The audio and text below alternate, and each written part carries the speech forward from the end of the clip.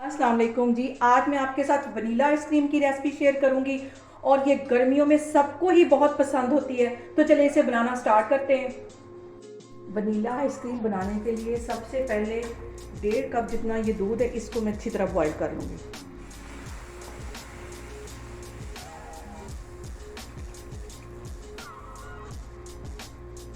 इसमें हल्का हल्का उबाल आ गया है तो इसके अंदर 2 टेबल स्पून के करीब मैं कंडेंस मिल्क डाल दूँगी। इसको भी अच्छी तरह इसके साथ मिक्स कर लेना है और एक दफ़ा अच्छी तरह इसको बॉयल आ लेने देना है।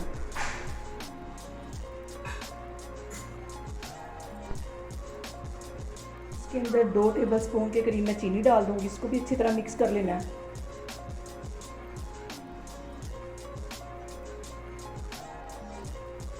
यहाँ पे आधी प्याली के करीब मैंने दूध ले लिया और उसमें 1 टेबल स्पून भर के मैं ये वनीला कस्टर्ड का डाल दूंगी।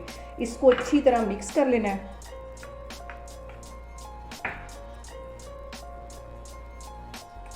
दूध को पकते हुए तकरीबन 5 मिनट हो गए तो इसके अंदर अब ये जो मैंने कस्टर्ड दूध में मिक्स करके रखा था वो चला जाएगा।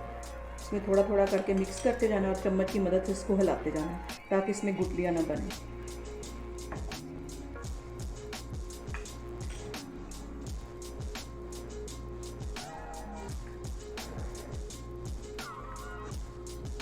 अब इसको अच्छी तरह यहाँ मिक्स कर लेना है और 5 मिनट के लिए हल्की आंच पे पकाते रहना है। अब यहाँ पे कस्टर्ड को मैं 5 मिनट के लिए अच्छी तरह गाढ़ा कर लूँगी ताकि कस्टर्ड का जो कच्चा पानी है वो भी ख़त्म हो जाए। और इसको अच्छी तरह मैं मिक्स कर लेती हूँ। यहाँ कस्टर्ड को पकते हुए 5 मिनट हो गए और यहाँ पे मैं चूल्हा बंद कर दूँगी। पहले मैं कस्टर्ड को रूम टेम्परेचर पे ठंडा करूँगी और उसके बाद इसको फ्रिज में तकरीबन आधे घंटे के लिए रख दूँगी ताकि ये अच्छी तरह ठंडा हो जाए। तो फिर मैं आगे आपको दिखाती हूँ आधे घंटे के बाद। यहाँ पे देखें जी, मैंने एक बाउल ले लिया और उसको तकरीबन 2 घंटे पहले मैंने फ्रीज़र में रख दिया है। और आप भी ये सारे स्टेप साथ साथ फॉलो करेंगे तो आपकी आइसक्रीम भी बहुत अच्छी बनेगी। तो इसको फ्रीज़र में रखने के बाद अब इसमें मैं व्हिप क्रीम डालती हूँ। तो आगे मैं आपको दिखाती हूँ। यहाँ इस बिल्कुल ठंडे बाउल के अंदर मैं ये व्हिप क्रीम डाल दूँगी। तकरीबन आधा पैकेट के करीब इसमें मैं व्हिप क्रीम डाल दूँगी।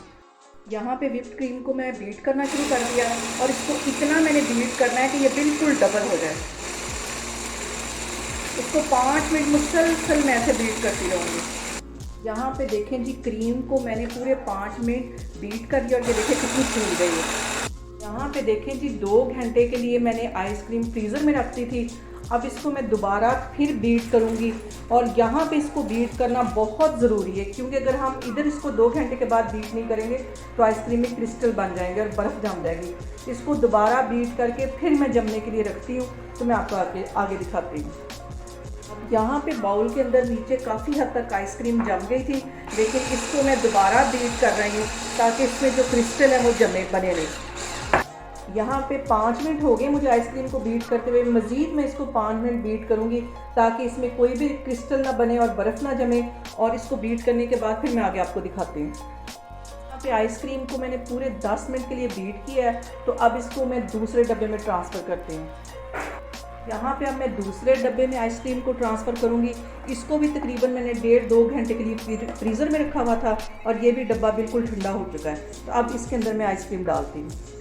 ये सारी आइसक्रीम मैं इस डिब्बे में डाल दूंगी। अच्छी तरह इसको सेट कर लेना है डब्बे के अंदर। और ये देखें कितनी फ्लफी हमारी आइसक्रीम बनी है। और इसको मैं 10 घंटे के लिए फ्रीज़र में रख दूंगी।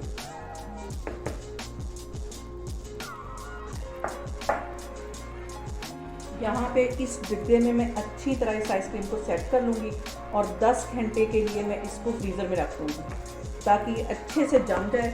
और इसके ऊपर मैं लगाऊंगी ढक्कन और इसको 10 घंटे के लिए फ्रीज़र में रख दूँगी। तो 10 घंटे के बाद ये अच्छी तरह जम जाएगी तो फिर मैं आपको दिखाती हूँ।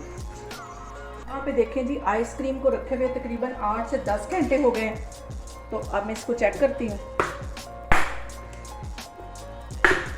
देखिए आइसक्रीम हमारी अच्छी तरह जम गई है, सेट हो गई है।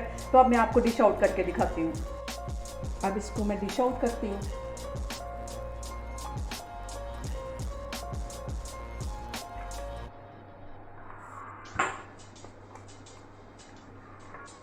बहुत ही ये मज़े की आइसक्रीम तैयार हुई है।